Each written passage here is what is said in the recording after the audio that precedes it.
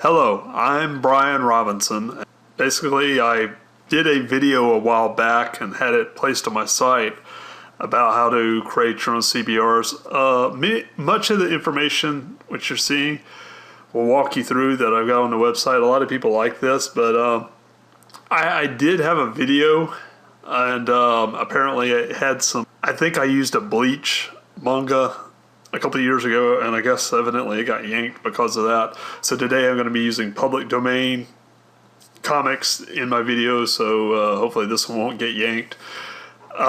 So basically I'm just redoing the video, and although, like I said, most of the information on here is will kind of walk you through it, but a lot of people like the video because, you know, just in a few quick steps I'll show you how to do it.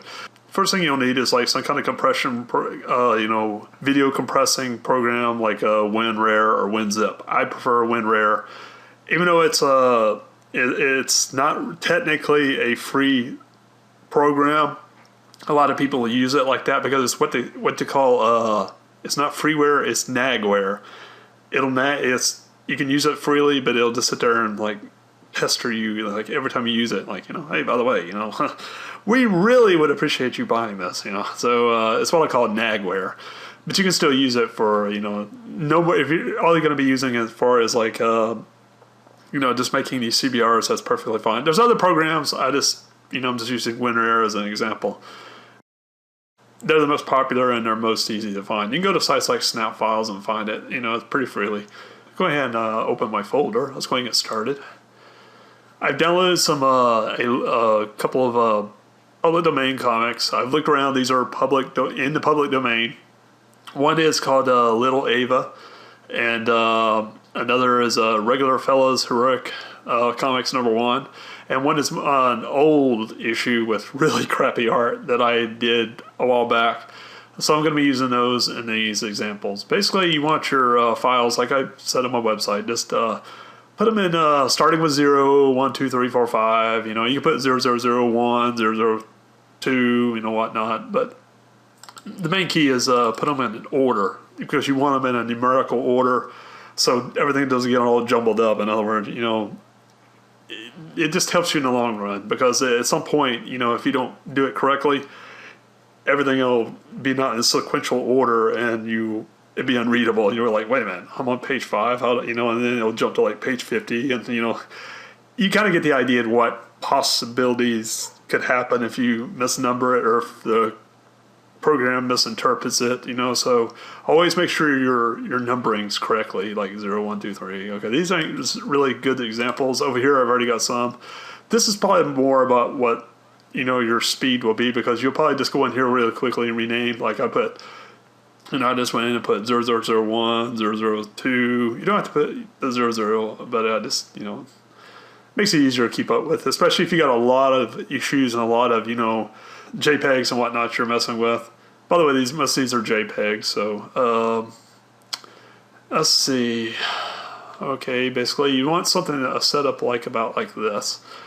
And hover over this. I'm going to right click, come down to Add Archive, and change the .rar to CBR, and press OK. Voila. And we're going to do that again right quick, and then I'll show you what they look like. And .cbr. You don't really have to mess with any of this in here. Just leave that set to RAR, and all this should be about the normal settings. See, and that's all there is to it. By the way, you see these little icons. I gotta stress also, you want to go ahead and have some kind of a CBR displaying program. In this case I'm using CBR display, CD display. I'm sorry, mispronounced it.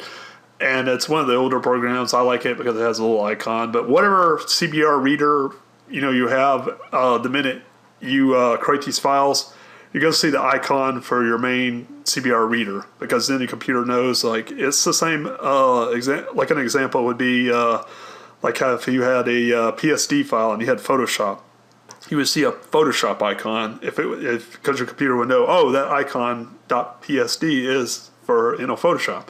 Same thing here. So I gotta stress, also have a some kind of comic book reader already installed, or else you won't see these icons. And you won't be able to read the files once you create them. So most people would already have them installed, and I'm just saying, go ahead and install them just in case you haven't and you was going to do it later. Like I'll create them first and then I'll go and check them out. Otherwise, you would just have some kind of weird icon here, like Windows saying, I don't know what this file is, like unknown file or something.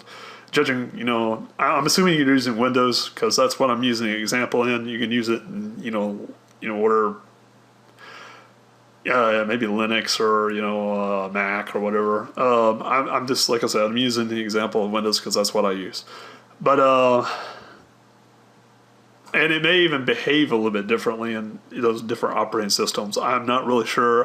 Like I said, I'm using an example of Windows because that's what I've used. I don't think you should have any problems in those other operating systems. Maybe Linux would be a little bit different, but I don't believe so. But, if not, it's kind of the same idea. You might just have to play around with it. But, I mean, like I said, this is pretty simple, straightforward. And go ahead and do this one, and then I'll show them, and then we'll be through. See. It took a little bit longer because the issues were, these are all public domains, so lower file resolution. These are kind of bigger files. Go ahead and check out Little Ava. And there we go. See? And as I'm showing you, it's all the issues are in order. But like I said, there's no, mysterious process about this. It's just kind of straightforward, And that's all there is to it. Let's see, basically that's that one. I'm gonna exit out. Go to regular fellas, which starring Hydro Man, and not to be confused with the Marvel version. There's like a villain I think that fought Spider-Man and called Hydro Man. But let's see. Basically, see that one's kind of worked out. All right. And then this one. Please forgive the really crappy artwork. This is horrible. Not that my artwork's better now, but, it was really bad back then.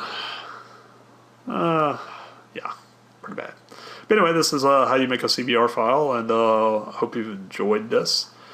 And I hope it is able to help you create your own comic books.